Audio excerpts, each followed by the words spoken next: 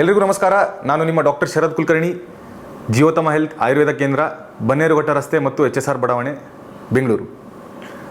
ಆಯುಷ್ ಟಿವಿಯಲ್ಲಿ ನಡೆಯುವಂತಹ ಏನು ಆಯುರ್ವೇದ ದಿನಚರಿ ಸೆಗ್ಮೆಂಟ್ಗಳ ವಿಡಿಯೋಸ್ಗಳಿದೆ. ಸೊ ಅದರಲ್ಲಿ ಇವತ್ತು ಬ್ರೇಕ್ಫಾಸ್ಟ್ ಬಗ್ಗೆ ಮಾತಾಡೋಣ. ಯಾಕೆಂದರೆ ಬ್ರೇಕ್ಫಾಸ್ಟ್ ಕೂಡ ದಿನಚರ್ಯದಲ್ಲಿ ಒಂದು ಮುಖ್ಯವಾದ ಅಂಗ.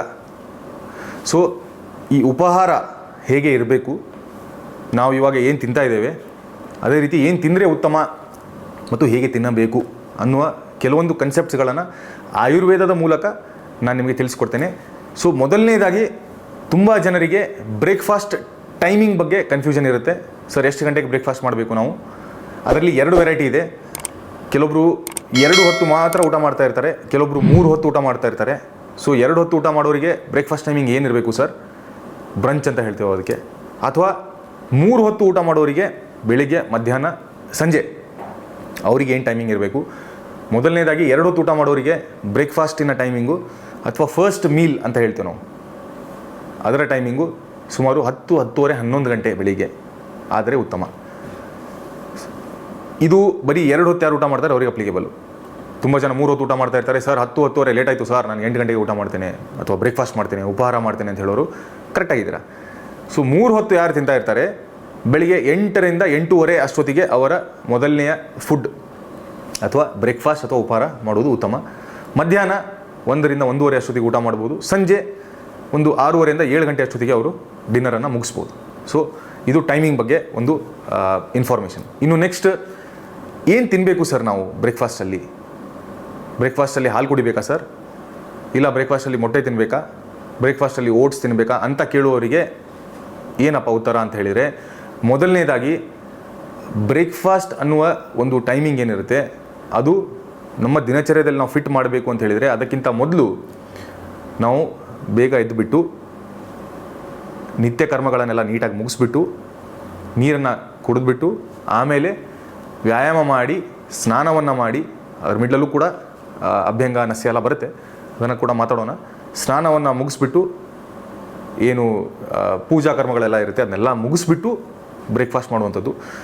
ಸೊ ಬ್ರೇಕ್ಫಾಸ್ಟ್ಗೆ ಕೂತ್ಕೊಂಡಾಗ ತುಂಬ ಹೆವಿಯಾಗಿ ತಿನ್ನಬೇಕು ಅಥವಾ ಲೈಟಾಗಿ ತಿನ್ನಬೇಕು ಅನ್ನೋ ಕನ್ಸೆಪ್ಟಿಗೆ ಸೇಮ್ ನಾನು ಮುಂಚೆ ವಿಡಿಯೋದಲ್ಲೂ ಕೂಡ ಹೇಳಿದ್ದೇನೆ, ನಮ್ಮ ಹೊಟ್ಟೆಯನ್ನು ನಾವು 3 ಭಾಗದಲ್ಲಿ ವಿಭಜನೆ ಮಾಡಿದರೆ 1 ಭಾಗ ಮಾತ್ರ ಸಾಲಿಡ್ ಫುಡ್ಸಿಗೆ ಇಡಬೇಕು, 1 ಭಾಗ ಲಿಕ್ವಿಡ್ಸಿಗೆ ಇಡುವಂಥದ್ದು ಅಥವಾ ನೀರಿಗೆ ಅಥವಾ ಎಲ್ಲ ಲಿಕ್ವಿಡ್ಸಿಗೆ, 1 ಭಾಗ ನಾವು ಅದನ್ನು ಖಾಲಿ ಇಡಬೇಕು.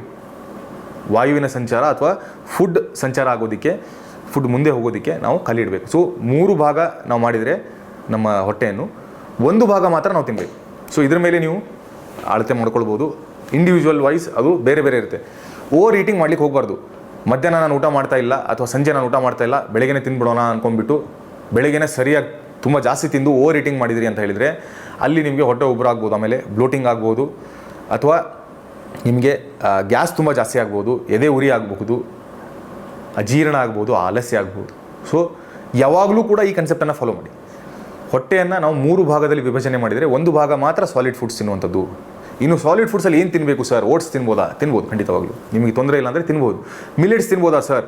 ತಿನ್ಬೋದು. ನಿಮಗೆ ಮಲಬದ್ಧತೆ ಆಗ್ತಾ ಇಲ್ಲ ಅಥವಾ ನಿಮಗೆ ಬೇದಿ ಆಗ್ತಾ ಇಲ್ಲ ಅಂತ ಹೇಳಿದರೆ ಮಿಲೆಟ್ಸ್ಗಳನ್ನು ತಿನ್ನಬಹುದು. ಸರ್, ನಾನು ಜೋಳದ ರೊಟ್ಟಿ ತಿನ್ಬಹುದಾ ಬೆಳಿಗ್ಗೆನೆ? ಖಂಡಿತವಾಗ್ಲೂ ತಿನ್ಬೋದು, ಏನು ಸಮಸ್ಯೆ ಇಲ್ಲ. ಸರ್, ಚಪಾತಿ ನನಗೆ ತುಂಬ ಇಷ್ಟ, ನನಗೆ ಬರುತ್ತೆ, ಏನು ತೊಂದರೆ ಇಲ್ಲ, ತಿನ್ಬೋದಾ? ತಿನ್ಬೋದು. ಸರ್, ಹಾಲು ಕುಡಿಬಹುದಾ ಬೆಳಿಗ್ಗೆ? ನನಗೇನು ತೊಂದರೆ ಆಗಲ್ಲ ಹಾಲು ಕುಡಿದ್ರೆ ನನಗೆ ಒಳ್ಳೆಯದಾಗುತ್ತೆ ಅಂತ ಹೇಳಿದರೆ ಬೆಳಿಗ್ಗೆ ಖಂಡಿತವಾಗ್ಲೂ ಹಾಲು ಕುಡಿಬೋದು. ಆದರೆ ಆಯುರ್ವೇದದ ಪ್ರಕಾರ ಹಾಲು ಕುಡಿಯುವ ಉತ್ತಮವಾದ ಸಮಯ ರಾತ್ರಿ, ಬಟ್ ಬೆಳಿಗ್ಗೆ ಕೂಡ ಸೇವನೆ ಮಾಡ್ಬೋದು, ಏನು ಸಮಸ್ಯೆ ಇಲ್ಲ. ಫ್ರೂಟ್ಸ್ಗಳನ್ನು ತುಂಬ ಜನ ಸೇವನೆ ಮಾಡ್ತಿರ್ತಾರೆ. ಸ್ವಲ್ಪ ಗ್ಯಾಪ್ ಬಿಟ್ಬಿಟ್ಟು ಫ್ರೂಟ್ಸನ್ನು ಸೇವನೆ ಮಾಡೋದು ಉತ್ತಮ. ಇವಾಗ ಬೆಳಿಗ್ಗೆ 8 ಗಂಟೆ 8:15 ಹಾಗೆ ಬ್ರೇಕ್ಫಾಸ್ಟ್ ಆಯಿತು ಅಂತ ಹೇಳಿದರೆ 10:30, 11 ಗಂಟೆ ಅಷ್ಟೊತ್ತಿಗೆ ಸ್ವಲ್ಪ ಫ್ರೂಟ್ಸನ್ನು ತಿನ್ನೋದು ಉತ್ತಮ. ಬ್ರೇಕ್ಫಾಸ್ಟಲ್ಲೇ ಮಿಕ್ಸ್ ಮಾಡೋದಕ್ಕಿಂತ ಆಮೇಲೆ ತಿಂದರೆ ತುಂಬ ಒಳ್ಳೆಯದು. ಇನ್ನು ಹಾಲು ಮತ್ತು ಮೊಟ್ಟೆ ಒಟ್ಟಿಗೆ ತೊಗೊಳ್ತಾ ಇರ್ತಾರೆ ತುಂಬ ಜನ. ವಿರುದ್ಧ ಆಹಾರದ ಬಗ್ಗೆ ನಾನು ತುಂಬ ಸರಿ ಮಾತಾಡಿದ್ದೇನೆ. ಸೊ ಹಾಲು ಮತ್ತು ಮೊಟ್ಟೆ ಒಟ್ಟಿಗೆ ತಿನ್ನುವ ಹಾಗಿಲ್ಲ, ಬೇರೆ ಬೇರೆ ಟೈಮಲ್ಲಿ ತೊಗೋಬೇಕು. ಸೊ ಬೆಳಿಗ್ಗೆ ಮೊಟ್ಟೆ ತಿನ್ನೋರು ಹಾಲನ್ನು ಕುಡಿಲಿಕ್ಕೆ ಹೋಗಬೇಡಿ, ಅಥವಾ ಹಾಲು ಕುಡಿಯೋರು ಮೊಟ್ಟೆ ತಿನ್ನಲಿಕ್ಕೆ ಹೋಗಬೇಡಿ. 2 ಮಾಡ್ತಿರೋರು ಸಪ್ರೇಟಾಗಿ ಬೇರೆ ಟೈಮಲ್ಲಿ ಮಾಡ್ಕೊಳ್ಳಿ, ಅದು ಒಳ್ಳೆಯದು. ಸೊ ಈ ರೀತಿ ಡಿಫ್ರೆನ್ಸು. ಆಮೇಲೆ ನಾನ್ ವೆಜ್ ತಿನ್ಬೋದಾ ಸರ್ ನಾನು ಬೆಳಿಗ್ಗೆ ಅಂತ ತುಂಬ ಜನ ಕೇಳ್ತಿರ್ತಾರೆ. ಸೊ ಬೆಳಿಗ್ಗೆನೇ ನೀವು ನಾನ್ ವೆಜ್ ತಿನ್ನೋದಾದರೆ ಅದು ಫ್ರೆಶ್ ಆಗಿದ್ದರೆ ತಿನ್ನಬಹುದು, ತೊಂದರೆ ಇಲ್ಲ. ರಾತ್ರಿ ಮಾಡಿದ್ದನ್ನು ಫ್ರಿಜ್ಜಲ್ಲಿ ಇಟ್ಟುಬಿಟ್ಟು ಬೆಳಿಗ್ಗೆ ತಿಂತೇವೆ ಅಂತ ಹೇಳಿದರೆ ಅದು ನಿಷಿದ್ಧವಾಗಿದೆ. ಸೊ ಆಹಾರ ಪ್ರಿಪೇರ್ ಆಗಿ 3 ಅವರ್ ಒಳಗಡೆನೇ ಅದನ್ನು ಸೇವನೆ ಮಾಡುವುದು ಉತ್ತಮ. ಆವಾಗಲೇ ಮನುಷ್ಯನಲ್ಲಿ ಸಾತ್ವಿಕ ಗುಣಗಳು ಬರುತ್ತೆ ಅಂತ ಭಗವದ್ಗೀತೆಯಲ್ಲೂ ಕೂಡ ಕ್ಲಿಯರಾಗಿ ಮೆನ್ಷನ್ ಆಗಿದೆ. ಸೊ ಇದು ಏನು ತಿನ್ನಬೇಕು ಅಂತ ಸಂಕ್ಷಿಪ್ತವಾಗಿ ಹೇಳಿದೆ ನಾನು. ಇನ್ನು ಹೇಗಿರಬೇಕು ಸರ್ ಆಹಾರ ಅಂತ ಹೇಳಿದರೆ, ಆವಾಗಲೇ ಹೇಳ್ತಿದ್ದೆ ನಾನು, ಫ್ರೆಶ್ ಆಗಿರಬೇಕು, ಉಷ್ಣ ಅಂದರೆ ಅದು ಬಿಸಿಯಾಗಿರಬೇಕು ಅಂತ, ಮರು ಬಿಸಿ ಮಾಡಿರೋದಲ್ಲ, ಆವಾಗಲೇ ಮಾಡಿರುವಂಥದ್ದು, ಫ್ರೆಶ್ ಆಗಿ ಮಾಡಿರುವಂಥದ್ದು, ಬಿಸಿಯಾಗಿರಬೇಕು. ಅದಕ್ಕೆ ಸ್ವಲ್ಪ ತುಪ್ಪವನ್ನು ಬೆರೆಸಿದರೆ ಒಳ್ಳೆಯದು. ಅದು ಮಧ್ಯಾಹ್ನದ ಊಟನೂ ಇರ್ಬೋದು, ಬೆಳಿಗ್ಗೆ ಬ್ರೇಕ್ಫಾಸ್ಟ್ ಕೂಡ ಇರ್ಬೋದು, ಉತ್ತಮ. ಇನ್ನು ಅದ್ರ ಜೊತೆ ನೀರನ್ನು ಜಾಸ್ತಿ ಕುಡಿಬೋದಾ ಸರ್ ಅಂತ ಹೇಳಿದರೆ, ಬ್ರೇಕ್ಫಾಸ್ಟ್ ಮಾಡ್ತಾನೆ ಸ್ವಲ್ಪ ಮಿಡ್ಲಲ್ಲಿ ನೀರನ್ನು ಸ್ವಲ್ಪ 1 ಗುಟುಕು ಅಥವಾ 2 ಗುಟುಕು ಅಂತ ಏನು ಹೇಳ್ತೇವೆ, ಸಿಪ್ಪಿಂಗ್ ವೈಸ್ ಹಾಗೆ ಕುಡಿಬೋದು. ಬ್ರೇಕ್ಫಾಸ್ಟ್ ಆದ ತಕ್ಷಣ ತುಂಬ ನೀರನ್ನು ಕುಡಿಯೋದಾಗಲಿ, ಬ್ರೇಕ್ಫಾಸ್ಟ್ಗಿಂತ ಮುಂಚೆ ತುಂಬ ನೀರನ್ನು ಕುಡಿಯೋದಾಗಲಿ ನಾವು ಅವಾಯ್ಡ್ ಮಾಡಬೇಕು, ಇಮಿಡಿಯೇಟ್ ಮುಂಚೆ. ಬೆಳಿಗ್ಗೆ ಎನಿವೇಸ್ ನೀವು ಉಷಪಾನ ಅಥವಾ ನೀರನ್ನು ಕುಡಿದಿರ್ತೀರ. ಸೊ ಇದು ಬ್ರೇಕ್ಫಾಸ್ಟ್ ಮತ್ತು ನೀರಿನ ರಿಲೇಷನ್ ಬಗ್ಗೆ ನಾನು ನಿಮ್ಗೆ ಹೇಳಿದೆ. ಮಿಡ್ಲಲ್ಲಿ ಸ್ವಲ್ಪ ಕುಡಿತಿದ್ರೆ ಏನು ತೊಂದರೆ ಇಲ್ಲ. ತುಂಬ ಜಾಸ್ತಿನೂ ಕುಡಿಬಾರ್ದು ಅವಾಗ, ಯಾಕೆಂದರೆ ನಾನು ಆವಾಗಲೇ ಹೇಳಿದ್ದೇನೆ, ಹೊಟ್ಟೆ 3 ಭಾಗದಲ್ಲಿ ವಿಭಜನೆ ಮಾಡಿದರೆ 1 ಭಾಗ ಮಾತ್ರ ಸಾಲಿಡ್ಸು, 1 ಭಾಗ ಕಂಪ್ಲೀಟ್ ಲಿಕ್ವಿಡ್ಸ್. ಅದರಲ್ಲಿ ಜ್ಯೂಸ್ ಇರ್ಬೋದು, ಮಜ್ಜಿಗೆ ಇರ್ಬೋದು, ನೀರು ಇರ್ಬೋದು. ಸೊ ಈ ರೀತಿ ಲಿಕ್ವಿಡ್ಸ್ಗಳಿರುತ್ತೆ. ಲಿಕ್ವಿಡ್ಸ್ ಅಂತ ಹೇಳಿದ ತಕ್ಷಣ ತುಂಬ ಜನ ಸರ್ ಆಲ್ಕೋಹಾಲ್ ತೊಗೋಬೋದು ಅಂತ ಕೇಳ್ತಾರೆ. ಸೊ ಅದು ಖಂಡಿತವಾಗ್ಲೂ ಅಲೌಡ್ ಇರಲ್ಲ, ನಿಷಿದ್ಧವಾಗಿರುತ್ತೆ ಅಂತ ಹೇಳ್ತಾ, ಈ ಉಪಹಾರದ ಬಗ್ಗೆ ಏನು ಡೌಟ್ಸ್ಗಳಿತ್ತು ಇದನ್ನು ನಾನು ಸಾಲ್ವ್ ಮಾಡೋದಕ್ಕೆ ಟ್ರೈ ಮಾಡಿದ್ದೇನೆ. ನಿಮಗೇನಾದರೂ ಪ್ರಶ್ನೆಗಳಿತ್ತು ಇದ್ರ ಮೇಲೆ, ಅಥವಾ ಇನ್ನೂ ಹೆಚ್ಚಿನ ಮಾಹಿತಿ ಬೇಕಿತ್ತು ಅಂತ ಹೇಳಿದರೆ ಈ ವಿಡಿಯೋದ ಕೆಳಗಡೆ ಕಮೆಂಟ್ಸ್ಗಳನ್ನು ಮಾಡಿ, ಖಂಡಿತವಾಗ್ಲೂ ಅದನ್ನು ನಾವು ಮುಂಬರುವ ಸಂಚಿಕೆಗಳಲ್ಲಿ ತಗೊಂಡ್ಬಿಟ್ಟು ನಿಮಗೆ ಉತ್ತರವನ್ನು ಕೊಡೋದಕ್ಕೆ ಪ್ರಯತ್ನ ಮಾಡ್ತೇವೆ ಅಂತ ಹೇಳ್ತಾ ಈ ಸಂಚಿಕೆ ಮುಗಿಸ್ತಾ ಇದ್ದೇನೆ. ಮುಂದಿನ ಸಂಚಿಕೆ ಬರೋವರೆಗೂ ಎಲ್ಲರೂ ಕೂಡ ಸ್ವಸ್ಥರಾಗಿರಿ ಮತ್ತು ನಗ್ತಾ ಇರಿ. ನಮಸ್ಕಾರ.